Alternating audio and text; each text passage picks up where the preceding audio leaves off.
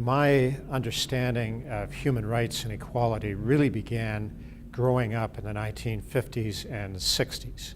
And those who are my age will remember that this was a time of great progressive advances in human rights. The civil rights movement in the United States was in full swing, and my ideas were formed during that period. Dr. Martin Luther King Jr. was a hero. My mother would sit at the kitchen table and would read the newspaper and would often speak about what she perceived to be man's inhumanity toward man in the newspaper. And so I grew up with a pretty keen notion that we have to respect and we have to understand the humanity of each and every one of us. I was born in 1954.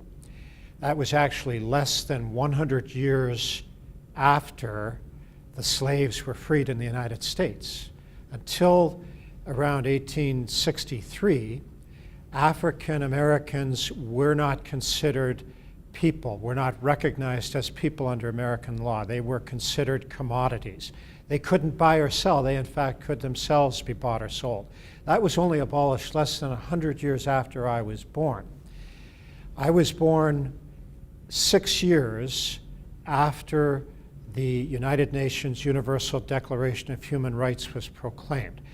At the end of World War II and the atrocities that led up to it, the civilized nations of the world got together and they came up with the Universal Declaration of Human Rights. And the very first line of that says that recognition of the inherent dignity and of the equal and inalienable rights of every member of the human family is the foundation for justice, freedom, and peace in the world.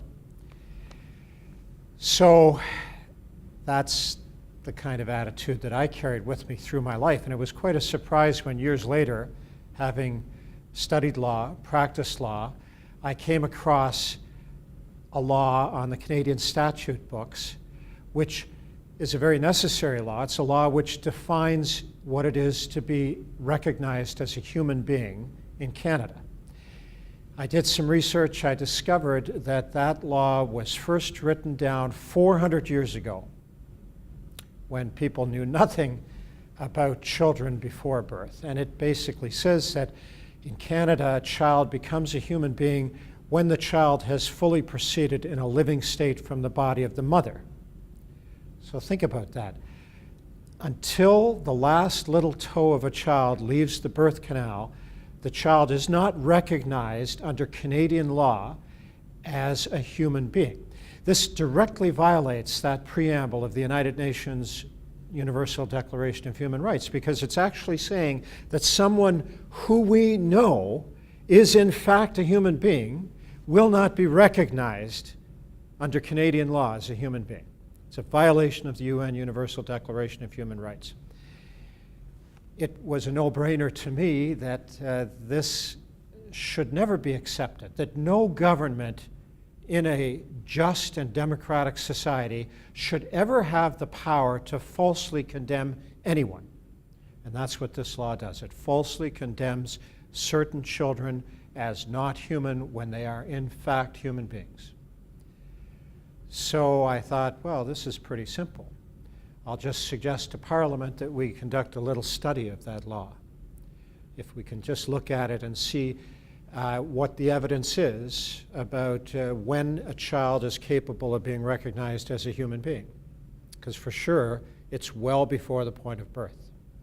We may not agree on where it is, but let's examine the evidence and see what we come up with. And that's all I suggested. And unfortunately, Parliament decided instead that they wanted to shelter forever, for all time, this 400-year-old outdated definition of human being. They would not even consider a study of it to bring it into line with what we know from as long ago as the 1950s and 60s as modern concepts of human rights, and what we know from the last 20, 30, 40 years about the development of children before birth. It's pretty unbelievable. it's hard to understand, and it can really only be explained by a kind of a blindness toward reality.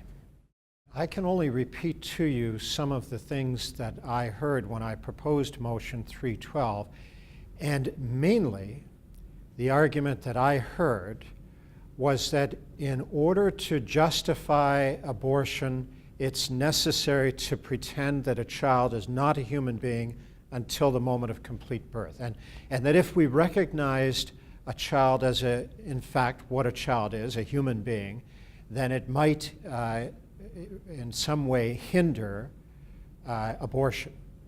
Now, in point of fact, that's not legally true, because there are lots of examples where the law can justify taking the life of a human being.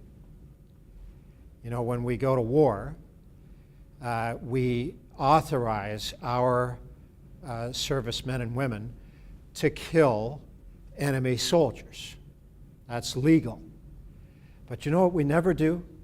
We never authorize them to say that enemy soldier isn't a human being. In fact, we have very specific rules that if an enemy soldier is captured, our servicemen and women are required to demonstrate every respect for the equal worth and dignity of those enemy soldiers that they would to anyone else. So you could even argue, if you wish, that abortion is justified.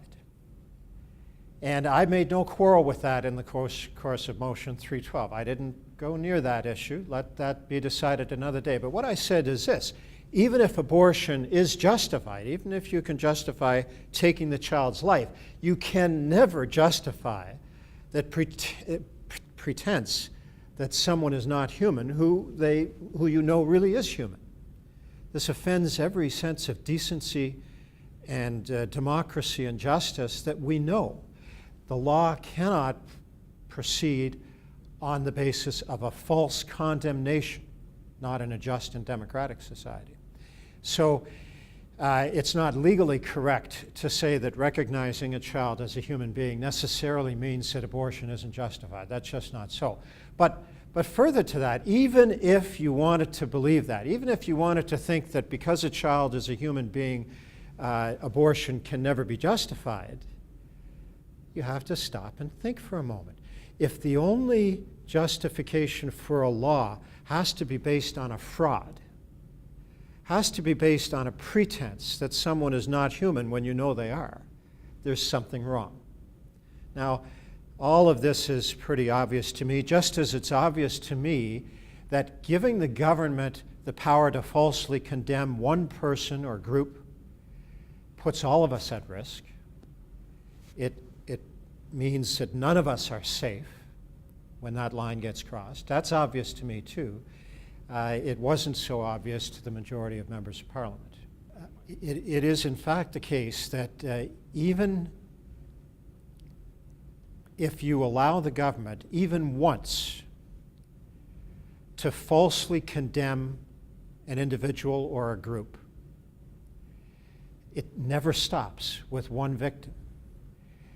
Just by coincidence, 2 weeks after I introduced Motion 312 in the Parliament of Canada, there was a paper published in a highly respected medical ethics journal, the Journal of Medical Ethics Online, in fact.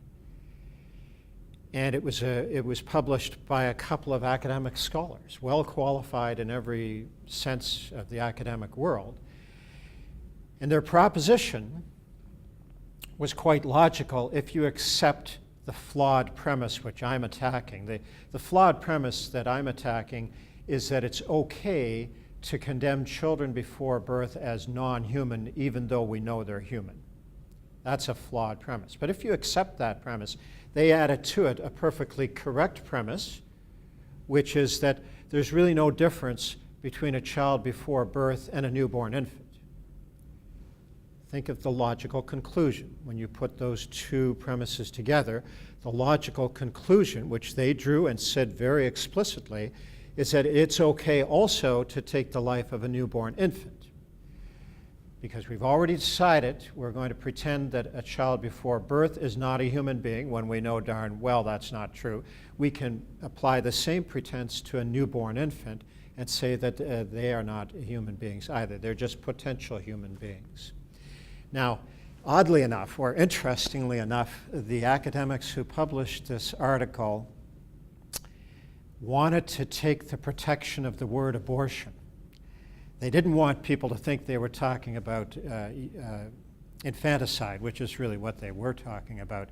So they gave their article a very interesting name. They called it after-birth abortion.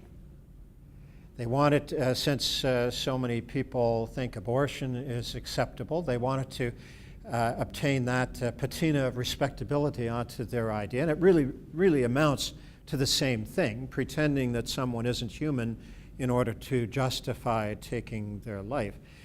So you don't have to take my word for it. You can Google it, after-birth abortion, and you will see they come to the very chilling conclusion, very explicitly, I can quote it almost word for word, that whatever reason justifies aborting a child before birth should also justify taking the life of a newborn infant.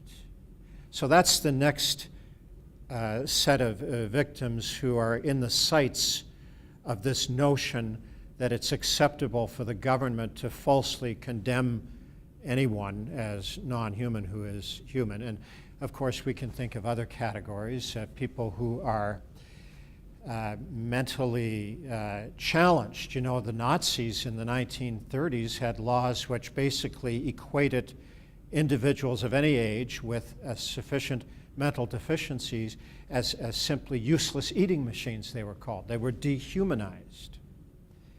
So they are another potential target for this kind of approach. And of course, elderly suffering from dementia or Alzheimer's, and people in a coma, non-recoverable. Once we start saying the government is allowed to falsely determine that someone isn't human when we know they are, the categories will expand. That's really why the issue that I've raised is so important. It means that the rights of every Canadian are threatened by such a law.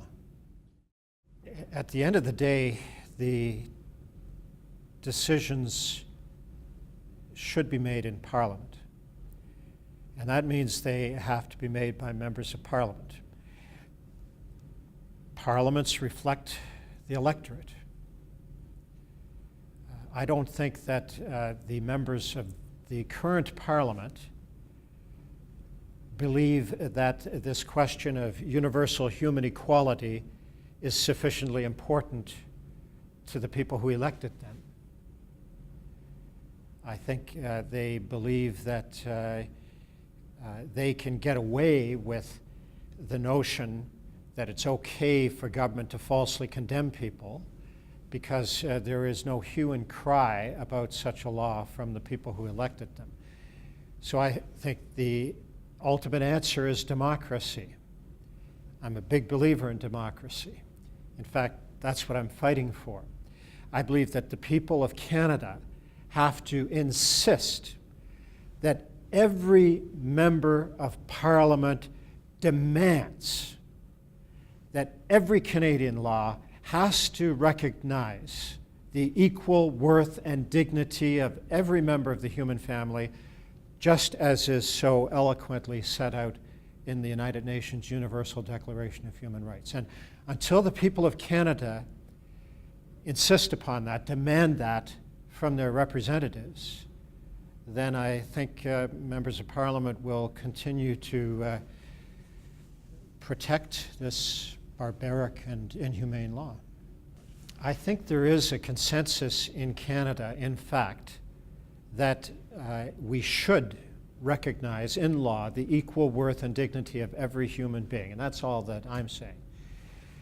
And in fact, I think further, there is easily a consensus in Canada that children are human beings well before the point of final release from the birth canal. So I think that's, the Canadian people are there. The issue is that do people understand the importance of allowing the government to deny the facts in a law? You know, we go to such elaborate lengths in our courtrooms to try to ascertain what the real facts of a case are. To have a law which deliberately denies the facts and to have it acceptable is such a dangerous thing. But I don't think that the importance of it is apparent to people. So it's my job to make it apparent to them. It's my job to make people aware of it. In fact, if you ask the majority of Canadians whether children have any protection at all before the moment of complete birth, they'll say, yeah, sure. Our laws place limits on what you can do to a child before the moment of complete birth, at least in the third trimester. Most Canadians believe that our law already provides that kind of protection for children. They are often surprised when they hear it doesn't.